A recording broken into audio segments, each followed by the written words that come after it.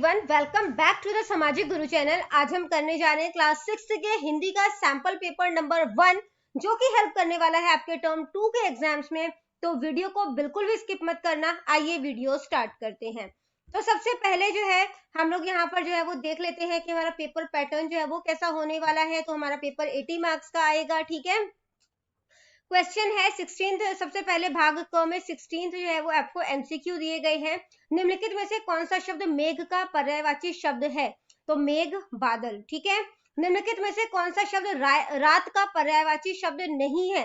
तो निशा भी बोलते हैं, रजनी भी बोलते हैं, रात्रि भी बोलते हैं, तो अंधेरा नहीं है। इसके बाद है अगला प्रश्न, निम्नलिखित शब्दों में से संज्ञा शब्द का चुनाव करें। तो संज्ञा जो होता है वो किसी चीज का नाम होता है, ठीक है, तो हाथ। इसके बाद आ जाएगा निम्नलिखित शब्दों में से शुद्ध शब्द का चुनाव करें। तो शुद्ध शब्द जो है वो शिक्षक है। मैं कल शहर गया, वाक्य में सर्वनाम जो है वो चुनना है। तो सर्वनाम जो नाम की जगह पर आए तो मैं हो जाएगा यहाँ पर। फिर है मीठा शब्द की भाववाचक संज्ञा क्या होगी? तो मीठा का भाववाचक जो है वो क्या होगा? मिठास। रमेश के पास बहुत पैसा है, इस वाक्य में शब्द सुंदर निम्नलिखित में से क्या है? तो यहाँ पे तो सुंदर वर्ड है ही नहीं, ठीक है, तो यहाँ पे ये क्वेश्चन जो है वो गलत है। इसके बाद अगला प्रश्न है, गुरु शब्द का समानार्थी शब्द क्या होगा? समानार्थी मतलब उसको और क्या बोल सकते हैं? तो गुरु को शिक्षक बोल सकते हैं। माता शब्द का पर्यायवाची शब्द कौन सा है? तो माता का पर्यायवाची माँ होगा। राजा शब्द का सही पर्यायवाची क्या होगा? राजा का नरेश होगा। इसके बाद जो है अगला प्रश्न है, सुरेश एक अध्यापक है, इसमें विशेषण जो है वो चुनना है, ठीक है। तो यहाँ पर ये भी क्वेश्चन गलत है, विशेषण नहीं, यहाँ पर जो है वो संज्ञा होगा, ठीक है। संज्ञा शब्द चुने, क्योंकि विशेषण होता है जो काम की विशेषता बताए। यहाँ पे कोई भी काम की विशेषता नहीं बता रहा, तो संज्ञा चुन रहे हैं हम लोग। तो संज्ञा यहाँ पे क्या है? सुरेश है। माता जी भोजन पका रही है, इसमें से क्रिया चुनना है। क्रिया होता है जो काम किया जाता है, ठीक है, तो पका रही है।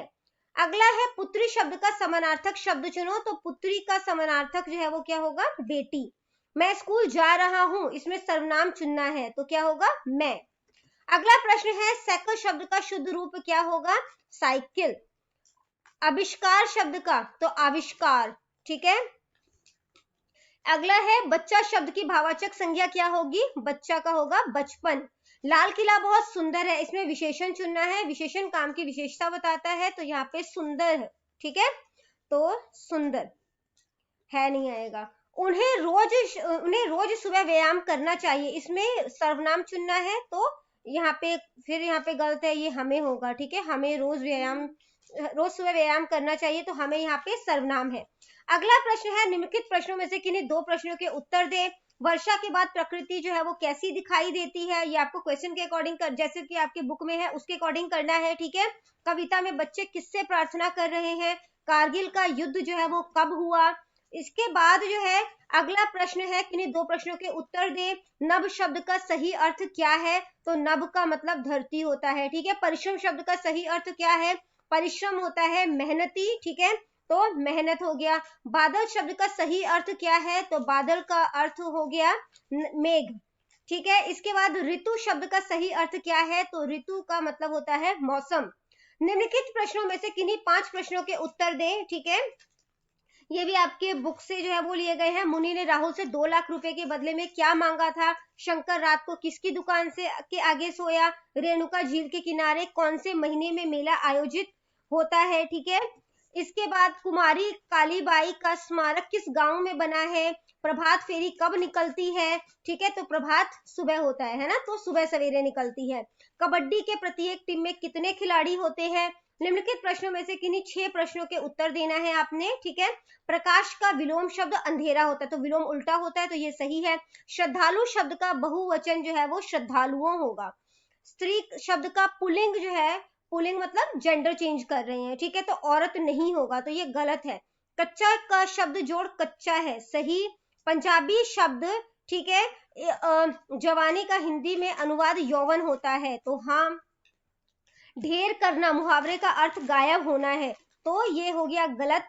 अनेक शब्दों के लिए एक शब्द का सही विकल्प से मिलान करें। कुत्ते के बच्चे को क्या बोलेंगे? पिल्ले। चिन्ह वाक्य को प्रश्नवाचक बनाता है, ये वाला चिन्ह जो है वो प्रश्नवाचक बनाता है, तो नहीं बनाता, ठीक है। इसके बाद अगला प्रश्न है, निम्नलिखित प्रश्नों में से किन्हीं 6 प्रश्नों के उत्तर दे। मैं कल स्कूल जाऊंगा वाक्य में किस काल का प्रयोग हुआ है? जाऊंगा भविष्य काल का प्रयोग हुआ है। ठीक है। डैश चिन्ह क्या कहलाता है? तो ये प्रश्नवाचक चिन्ह कहलाता है।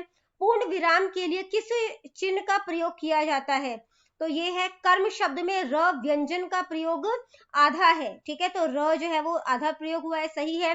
प्रश्न शब्द में र व्यंजन का प्रयोग पूरा है, गलत है। ठीक है, इसके बाद च, आधा च और य, इसको मिला के च बनता है। व्यंजन का प्रयोग वाक्य शब्द में हुआ है। ठीक है, व्यंजन का प्रयोग वाक्य शब्द में हुआ है, तो ये दोनों मिला के तो सही बन रहा है च, पर ये वाक्य में नहीं प्रयोग हुआ, तो ये गलत है। ठीक है, इच्छा शब्द में किस संयुक्त व्यंजन का प्रयोग हुआ है? तो इच्छा में ये इसका जो है वो आधा च और छ का जो है वो प्रयोग हुआ है। इसके बाद अगला प्रश्न आपसे पूछा गया, भलाई शब्द में मूल शब्द कौन सा है? तो भला। भाग ख, इनमें से किसी 5 प्रश्नों के उत्तर आपने देने हैं। ठीक है, ये आपके बुक से लिए गए हैं। इसी तरीके से क्वेश्चन नंबर 3 में किन्हीं 3 प्रश्नों के उत्तर जो है वो आपने 4 या 5 पंक्तियों में देने हैं। ठीक है, इसके बाद जो अगला प्रश्न है भाग ग, जिसमें की है कि बीमारी के कारण अवकाश के लिए मुख्याध्यापक जी को प्रार्थना पत्र लिखे, या जरूरी काम के लिए अवकाश लेने के लिए अपने प्रधानाचार्य जी को प्रार्थना पत्र लिखना है। ठीक है, इसके बाद आ जाता है निम्नलिखित में से किसी एक विषय पर दिए गए संकेत बिंदुओं की सहायता लेकर निबंध लिखना है। तो श्री गुरु नानक देव जी के ऊपर जो है वो निबंध लिखना है। ठीक है, आपको संकेत बिंदु दिए गए हैं, या फिर आपने लालची कुत्ता पर कहानी लिखना है। ठीक है, तो अगला जो प्रश्न हमसे पूछा गया है यहाँ पर वो भाग घ है कि निम्नलिखित में से किन्हीं 3 मुहावरों या लोकोक्तियों का वाक्य में जो है वो प्रयोग करना है हमने। उसके बाद जो है वो भाग ण, निम्नलिखित पंजाबी शब्दों में से किन्हीं 5 का हिंदी में आपने अनुवाद करना है। तो ये वीडियो बच्चों यहीं पे हो जाती है खत्म। इन केस आपको कोई भी डाउट है तो आप कमेंट सेक्शन में क्वेश्चन कीजिए, आपको रिप्लाई करने की पूरी कोशिश करूंगी। Thank you very much, all the best for your exam and bye bye.